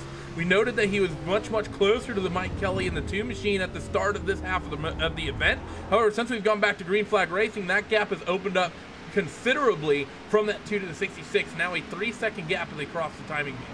Exactly, and that 3 seconds between Kelly and Sullenberger will mean that Kelly will want to start being aggressive and attacking as he gets and sets the fastest lap of anybody on that last run time through with a 2:21.6. So Sullenberger's now starting to feel the tyres go away. He's starting to run back into troubles. Brett McBride, though, did a 2:21.6 of his own. In fact, a quicker 2:21.6. So Brian Boris Cook now, suddenly Bitcoin becomes under pressure. I think the market may crash soon. Not, though, if Brett McBride takes lines like that. Everyone needs to just hodl. It'll come back, don't worry, as Boris doing his best to try to maintain the gap to Rick McBride, and as well as reeling in Chad Cole out in front. These 4, Sullenberger, Cole, Cook, McBride, all definitely one pack now. As Sullenberger, he was strong at the end of the last run, but he is struggling really bad right now. Is a 22.1 for Chad Cole last time. Sullenberger, a 23.6. That 66, Jake, he has lost a lot of time in these handful of laps. There may be a cliff. He may be starting to drive down it, which is not the best decision from any driver, but that's the big issue that he's got to do. He's got to survive now to the end of this event. It's 5 laps to go. It's 4 across the line. Chad Cole does not have many more opportunities to make this, but if he gets there, you feel Sullenberger right now is more fragile than a china plate when it's in a shop full of bulbs. Definitely don't want to be a china plate when that shop is full of bowls. It's interesting thing to note as well. Mike Kelly, your race, running in the 2nd spot, 0.3 of a second quicker that last time through over Austin Green. So as we're approaching the closing stages, pretty much in the closing stages of this event, Jake, that lap counter is ticking down quickly, but the gap's coming down as well. It was 2 seconds last time out, and I think it's going to be a little bit underneath that as they work through into the penultimate corner. 2 machine of Mike Kelly just sort of quietly lurking back there behind Austin Green, but if he can just keep up that 0.3 to about half a second advantage, he has just enough time to potentially make something happen, but did see him maintain that speed this time through. 22.4 for Austin and 22.5 for Mike Kelly. 2/10 swing back in favor of Austin. Exactly, and that's proof that Mike Kelly is trying but is not quite succeeding, but he is applying some pressure though at 2 seconds back, because Green knows one mistake in the last 4 laps, that could be it. That could be the race over, but Chad Cole gets very aggressive coming out of 1. Will really set that run up through 2 as well. Sullenberger now almost sitting duck at this stage here as they head into the S's. 21.8 beats 21.4. More life was in the tyres that time from Sullenberger. It still wasn't quite enough. And look at the pace of Chad Cole, quickest driver on the racetrack at 2:21.4. Your race leader did a 2:22.4, and then Mike Kelly did the 2:22.5. Chad Cole, he's quickest on the racetrack by almost a second. And not only is he the quickest, but he's forcing Sullenberger to go quickest as Sullenberger gets loose coming out to the left of 9 as they head down the hill into 10. Both of them take a wiggle as they now look to hit the brakes. And you look at Sullenberger, you hope that he has something left in the tank, but right now you can see both of them all check up. Trainer 4 comes back again because Brian Boris Cook and Brett McBride, or Rex McBride shall I say, back into the play. Most of your other fights up and down your field have pretty much gotten themselves sorted. This is really the closest fight we have out here on the racetrack. Is this 3-car scrap between Cole, Cook, McBride, all of them hounding Sullenberger right now. With Sullenberger a big wiggle at the end of the back straightaway, that's going to give Chad Cole an opportunity once again to bring that gap down through now the infield or stadium section of the racetrack, however you like to refer it. And Sullenberger going to be feeling the pressure from 3 cars behind. He was so good at the tail end of the first half of this race, and now he's struggling at the tail end of this half of the event as Travis Sullenberger a little bit wide through that left-hander, and Chad Cole, thank you, I'll take that free time whenever I can take it. Boris Cook and Rhett McBride, meanwhile, they're starting to fall off the back of Chad Cole just a little bit, Jake. Yeah, they are, and they've got to be careful about losing that gap, because that will be opportunities for fourth and third going awry, going away, and they don't want that to happen, but sometimes you can't force that to happen. There's a look there from Cole, and he has to check up all over the curb. He holds on to it somehow. Chad Cole is a lucky man. He almost turned around Sullenberger, and then we could have had fisticuffs at dawn. You also had Mike Kelly have a big issue coming off that final corner as well. Caught a lot of that curb and had a lot of oversteer. Did a good job to reel that car back in underneath him. Was still somehow managed to be a couple tenths quicker than Austin Green, who, as this lap counter is ticking down, going to be 2 laps to go next time at the stripe. He is starting to struggle. Sullenberger, though, has a mirror full of Chad Cole as they work themselves through the S's once again. Quick left and now into this long right-hander that is oh so difficult to get right. You need to maintain yourself on the right-hand side of the racetrack. Track tries to spit you out to the left, but you need to set yourself up for that downhill left-hand kink, and then again back to the left side of the racetrack to turn in for this long right-hander as Boris Cook has his mirror full of Rhett McBride, who had a little bit of a look into that long right-hander. Yeah, he did, and he's got to be careful about it. Great run from Chad Cole down the hill as he looks to get himself perfect on the brakes, but Sullenberger is Mike Kelly, I'm sorry to interrupt you. The 2 machine of Mike Kelly, massive mistake because he came into the hairpin before the back straightaway, caught all sorts of oversteer, and that 2 machine finds the wall. Mike Kelly, who's been so strong tonight, that's going to be his night done.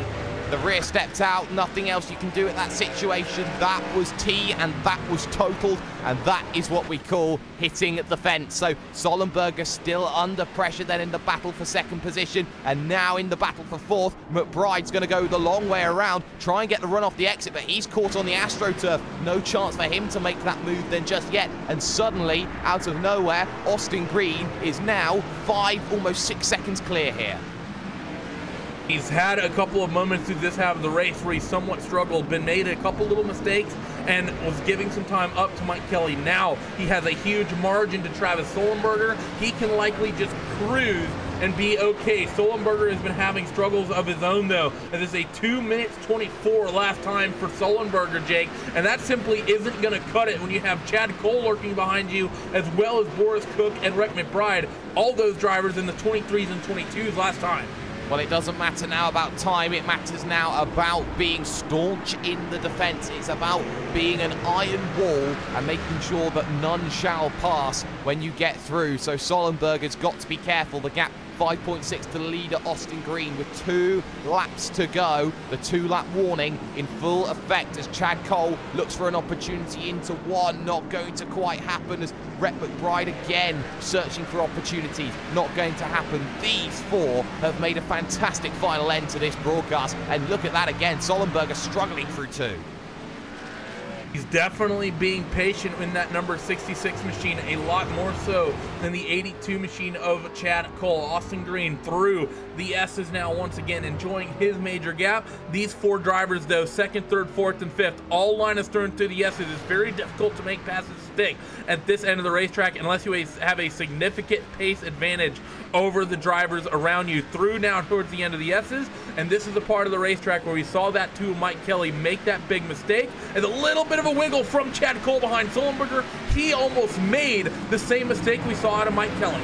It's so easy to do, especially when the tyres decide that they want to resemble squares more than circles, but right now it's all going to be reliant on Chad Cole trying to go for second at this stage. I think Green's safe. I think Green has run for the border, and I think he's home into the next county, but right now you'd say Chad Cole is the man under pressure too, because he's got to be aggressive and he's got to be defensive as well. He's got to look at Boris Cook thinking he wants to move. Big slide from Sullenberger as he gets down onto the brakes, but it's not clean right now from Sullenberger, but it's enough to survive, and another big wiggle, and that's going to track him out wide. Here we go. Oh, and Sullenberger pushes a little bit wide. Aris modems are quick, but Travis Sullenberger has to find any way to be quicker than them. He gets a little bit of a tap from Chad Cole. He gets right back to the opposite lock, and they're going to be 3 wide between himself and Boris on the outside. So Chad Cole, as Boris is going to slot himself up the right, ever the gentleman Chad is going to give that spot back after that mistake, and suddenly Brian for his cook, he goes from 4th to 2nd in the blink of an eye. Travis Sullenberger falls back to 3rd. Rick McBride in 4th, another tap for the 66 of Sullenberger, and once again it's a big slide for him. Bunch of opposite lock, he gets it back underneath him. 78 though, McBride not going to be nearly as tight. White flag right here, right now. Sullenberger somehow retains 3rd as he has become a punching bag. Yes, and it's bad to see how Sullenberger's been really abused in this last half a lap. Now it's the side-by-side for the final spot as Chad Cole thought about having a look. McBride down to the inside. Can he slow that vehicle down? No, he can't. He's going to go Tokyo style through 1, and that's not going to be good enough. He'll drop out of the battle. Now it's relying on Chad Cole to fairly make the move.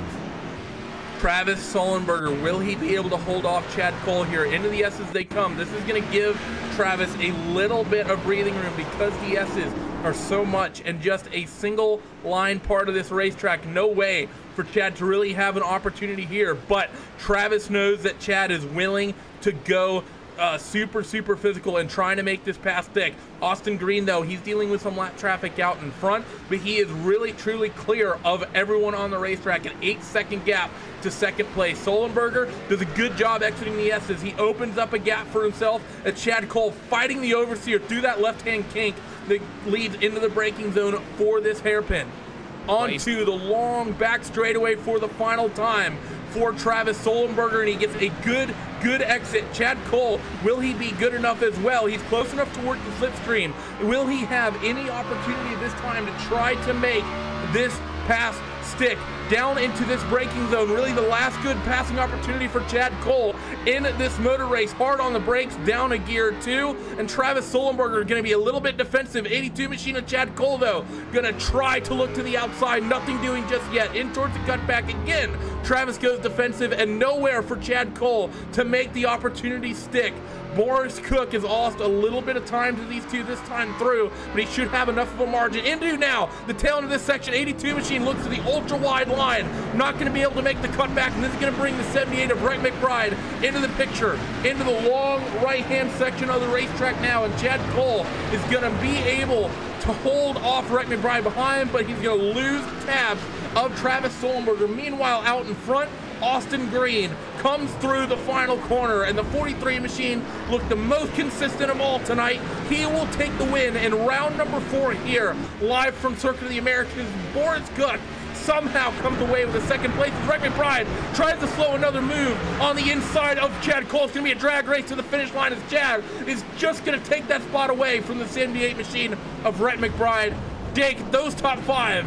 That was a stressful last handful of laps to commentate. That was fantastic from the pair of them, and I don't think that we're quite done either, because we still got a battle. Don Runkle Jr. versus Gottschalk, and Gottschalk right now not safe here, runs a little bit wide, and well, it seems that follow me, follow you right now coming from Don Runkle Jr. And Don Runkle, well, he's running out of opportunities, hoping for a mistake in the last few corners.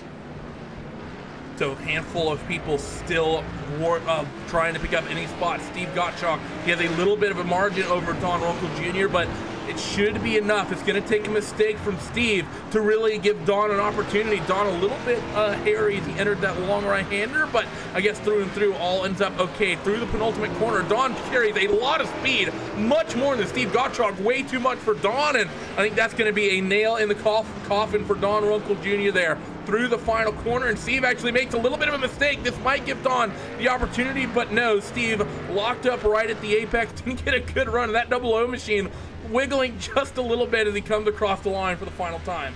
Well, he tried. Bless his cotton socks, he tried. It didn't quite pull off the way he wanted it to, though. But that wasn't really the way that he wanted that one to end, not being able to get that position. Great effort, though. Can't take that away from him.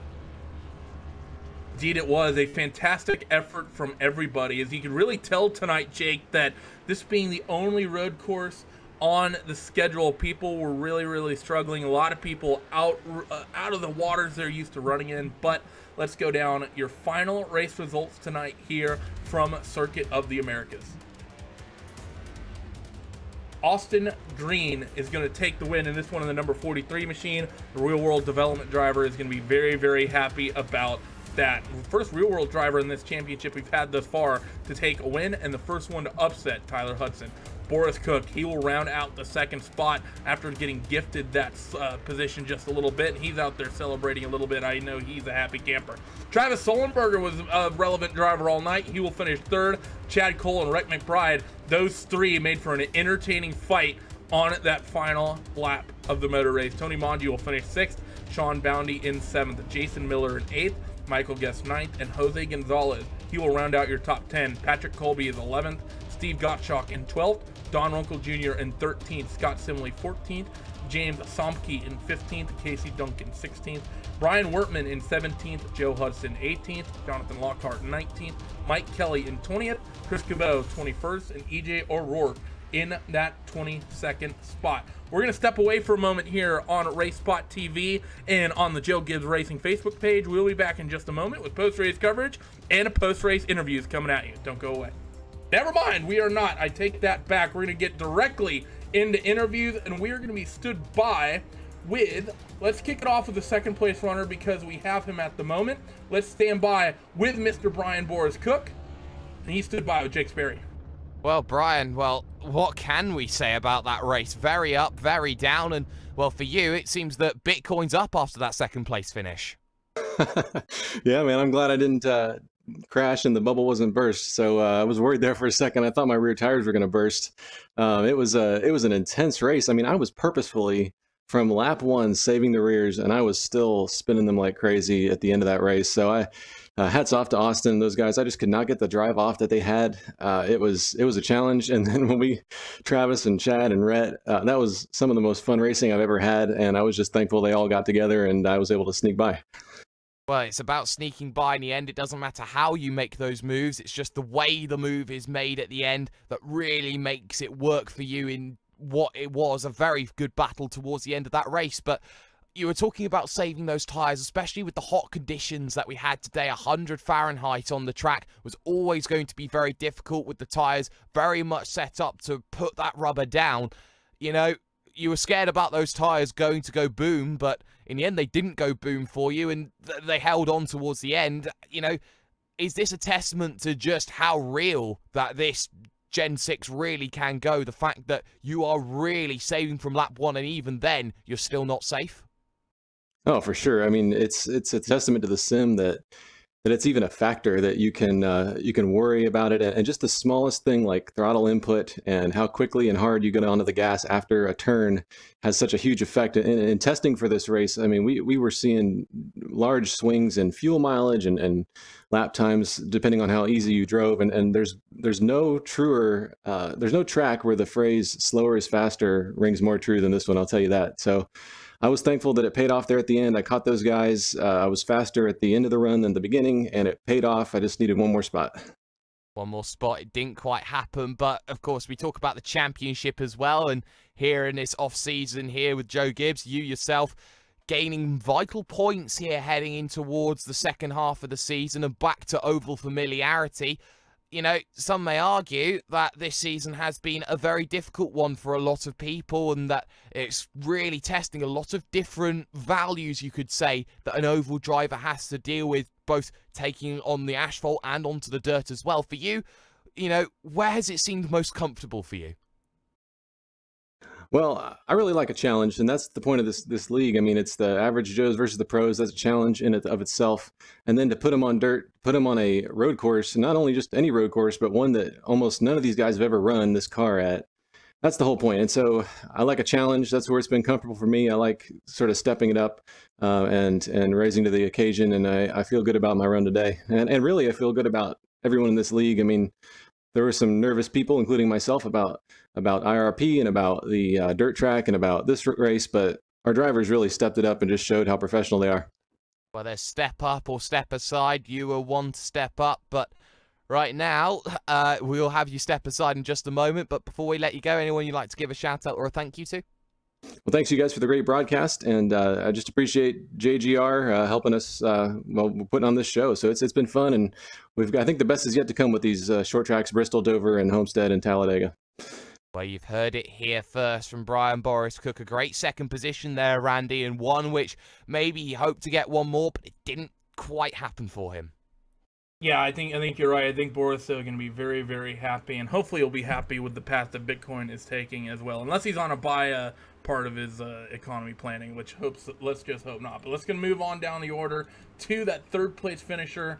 That was Travis Sullenberger, and we are now stood by with that 66 machine, and this interview is for me. Travis, what a run it was for you in that 66 machine. It was a quiet first half of the race for you. You really came on strong at the end, it seemed, with the tire life, but coming to the second half of the race and that final stage of the race, you became a punching bag in those last couple laps. How did it feel in that 66 car? How did it hold up?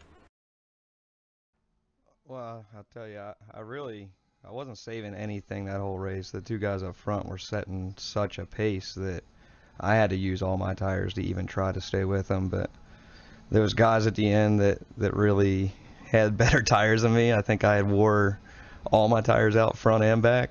I was locking the tires up a lot going into the corner and then spinning them coming off. And you know, I had a couple people get into me there at the end, but it was basically because they were just faster than me through the center of the corner. I had my tires just used up. Talking about the tire life in these cars, Travis, I mean, tire life is so important in these NASCAR style machines on the ovals and the road courses. What's the difference in terms of your approach between trying to maintain those tires on the road course as opposed to an oval? Well, on the oval, you don't really have a whole lot of hard braking zones. That's some of the shorter tracks you might brake kind of hard, but you don't worry so much about wearing the front tires out under braking as much as just turning and putting them under a load. Here you really got to balance that of getting into the corner and keeping some front tires left, and I just didn't do that good of a job of it. Thank you for joining us, Travis. Congratulations on the big P3. Before we let you go, any shout outs? Who would you like to thank? You guys for putting on the broadcast, Sim 500, and Joe Gibbs Racing for putting this together, giving me an opportunity to come in and run.